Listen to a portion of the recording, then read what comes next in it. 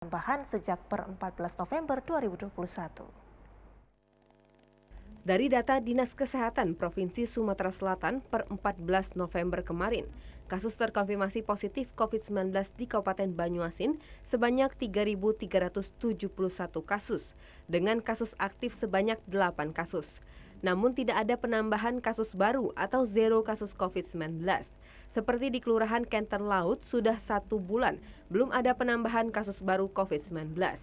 Kepala Puskesmas Kenten Laut, Andri Irawan, mengatakan biasanya per minggu terdapat kasus baru ketika melakukan tracing, testing, dan treatment. Hal ini dikarenakan tingkat kesadaran masyarakat terhadap protokol kesehatan dan antusias warga divaksin meningkat. Per minggu pasti ada, tetapi alhamdulillah sekarang kurang lebih 2 minggu belum ada kasus, sampai sekarang bahkan 1 bulan belum ada kasus baru konfirmasi. Berarti 0 kasus ini Pak? Alhamdulillah 0 kasus sampai sekarang. 0 kasus. Kita tetap waspada karena apa? COVID-19 mengalami revolusi untuk perubahan daripada virus ke virus, jadi kita tetap waspada, tetap berprinsip dengan 5M, memakai masker, menjaga jarak, mencuci tangan, menghindari kerumunan, mengurangi mobilisasi. Saat ini capaian vaksinasi COVID-19 di Kabupaten Banyuasin sebesar 38,66%. Pemerintah terus berupaya memenuhi target 50% warga Banyuasin telah divaksin di akhir Desember mendatang. Balkis Hijrah, TVRI Sumsel melaporkan. Masih terkait dengan capaian vaksinasi di daerah yang masih rendah karena disebabkan oleh berbagai faktor. Untuk itu pemerintah disarankan melakukan berbagai kebijakan alternatif.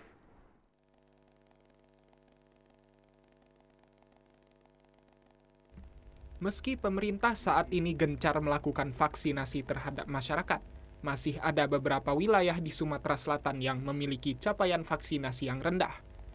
Akademisi Kesehatan Dr. Risma Adlia Syakurah mengungkapkan beberapa faktor, seperti jauhnya jarak puskesmas dengan rumah warga, sehingga pemerintah disarankan untuk melakukan berbagai cara demi mempercepat laju vaksinasi di daerah. Kita bikin kebijakan, gitu.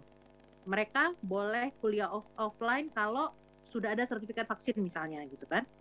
Atau mereka boleh masuk kerja atau boleh diperpanjang kontraknya kalau misalnya mereka sudah sertifikat vaksin. Itu kan bisa dilakukan. Kalau perlu, kita mengadakan vaksinasi massal berkala di tempat-tempat yang banyak lansianya. Sebenarnya itu saya sudah tahu sih, di Palembang udah lumayan sering dilakukan gitu ya. Jadi misalnya vaksinasi massal langsung ke sekolah-sekolah. Selain menerapkan berbagai kebijakan, edukasi masyarakat juga penting agar mereka bersedia untuk mengikuti program vaksinasi. Arwi Murahman, TVRI Sumsel melaporkan. Klinik Polres Muara Enim yang sudah ditetapkan sebagai gerai vaksinasi sampai saat ini telah melakukan vaksinasi kepada 52.000 warga.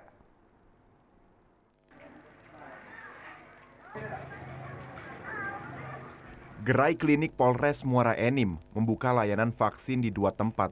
Selain di klinik kantor, Polres juga membuka layanan vaksin di Desa Kepur, Kecamatan Muara Enim. Upaya ini dilakukan agar target vaksinasi keroyokan tercapai. Petugas atau tim vaksinator juga mendatangi warga, khususnya di pedesaan, agar warga mendapatkan pelayanan vaksin. Koordinator vaksinasi Polres Muara Enim, Aibda Sunarno mengatakan, hingga saat ini sebanyak 52.000 warga sudah divaksin. Tim vaksinator Polres Muara Enim saat ini sudah berhasil memvaksin masyarakat Muara Enim sebanyak kurang lebih 52.000 masyarakat. Kalau persentase sekitar berapa? Untuk persentase data hari Jumat kemarin di Kabupaten Muara Enim itu sudah 44%. Warga Muara Enim cukup antusias mendatangi gerai vaksin. Kedepannya cak mana dengan kondisi COVID sekarang ini yang mulai divaksin? Insya Allah berlanjut habis. Aktivitas gitu normal kembali. Giat jemput bola yang dilakukan tim vaksinator Polres Muara Enim mendapat sambutan warga, khususnya Desa Kepur yang mayoritas sudah divaksin. Dari Kabupaten Muara Enim, Kalbadri, TVRI Sumatera Selatan melaporkan. Meski telah ditetapkan zona hijau dan PPKM level 1, Satgas Penanganan COVID-19 Kota Lubuk Linggau terus gencar melakukan vaksinasi bagi masyarakat. Saat ini, vaksinasi COVID-19 di Lubuk Linggau telah mencapai 62%. Satgas Penanganan COVID-19 Kota Lubuk Linggau terus melaksanakan vaksinasi COVID-19 secara massal bagi warga masyarakat Lubuk Linggau, mulai dari puskesmas hingga ke sekolah-sekolah dan pusat perbelanjaan. Satgas Penanganan COVID-19 Kota Lubuk Linggau menyatakan, untuk saat ini kasus COVID-19 di Lubuk Linggau sudah menurun drastis. Bahkan dalam 2 bulan terakhir ini 0 kasus sehingga ditetapkan sebagai daerah zona hijau dan diterapkan PPKM level 1. Hingga bulan November, warga yang sudah divaksin mencapai 62% atau 110.000 jiwa dari target sebanyak 171.000 jiwa di Kota Lubuk Linggau. Ya, ramai boleh tapi tidak berkerumun. Artinya kehirup-pikuan yang tidak jelas itu, nah itu tidak boleh di Unio. Ya, update capaian vaksin, update capaian vaksin. Update capaian vaksin kita sudah 62%. Itu menurut data kita ya. Tapi kalau update di data dashboardnya itu 61. Kita sudah 62, artinya sudah 110 orang ribu yang divaksin di Kota Lubuk Linggau dari 171. Artinya kita sudah cukup banyak ya. Sementara itu, dengan ditetapkannya Lubuk Linggau zona hijau atau PPKM level 1, pihaknya juga menghimbau agar masyarakat tetap patuh dengan protokol kesehatan dan mengikuti vaksinasi. Dari Kota Lubuk Linggau, Ferry Setiawan, TVRI Sumatera Selatan melaporkan. Untuk mencapai target vaksinasi dibutuhkan kerjasama semua pihak termasuk dari warga untuk siap divaksin. Bagaimana upaya percepatan vaksinasi ini? Kita telah terhubung dengan Kepala Dinas Kesehatan Kota Palembang, Dr. Fenty Aprina. Baik, selamat sore dokter. Sore. Baik dokter, untuk melakukan percepatan vaksinasi di Kota Palembang, apa yang telah dilakukan dari Dinas Kesehatan sendiri dok? Ya, jadi untuk percepatan vaksinasi di Kota Palembang, kami mengadakan program kroyok vaksin. Jadi memang ini adalah program bersama antara Gubernur, kemudian Polda, sama Pangdam dan Kajati, di mana ditindaklanjuti dengan oleh seluruh kabupaten kota. Jadi saat ini kami Kota Palembang itu antara wali kota, kemudian Kapolresta, sama Danrem dan Kajari itu melakukan program kroyok vaksin seperti itu. Baik, sampai saat ini target sudah berapa persen yang tercapai, Dr. Fenty? Jadi kalau untuk vaksinasi Kota Palembang itu sudah mencapai dosis pertama ya, sudah mencapai 71% lebih, jadi 71 mencapai 72%. Untuk dosis 2 itu 51%, juga mencapai 52%. Dan untuk vaksin yang dosis ketiga, itu untuk nakes sudah mencapai 80%. Saat ini Kota Palembang sudah pencapaian vaksinnya itu sudah yang paling tinggi untuk seluruh kabupaten kota. Dari 17 kabupaten kota, Kota Palembang itu capaian yang tertinggi dan di atas rata-rata nasional saat ini. Baik dokter, dan sampai dengan saat ini pun masyarakat ini masih meragukan ya Vio ya, adanya efek ataupun dampak dari vaksinasi ini. Ini mungkin boleh dijelaskan dokter?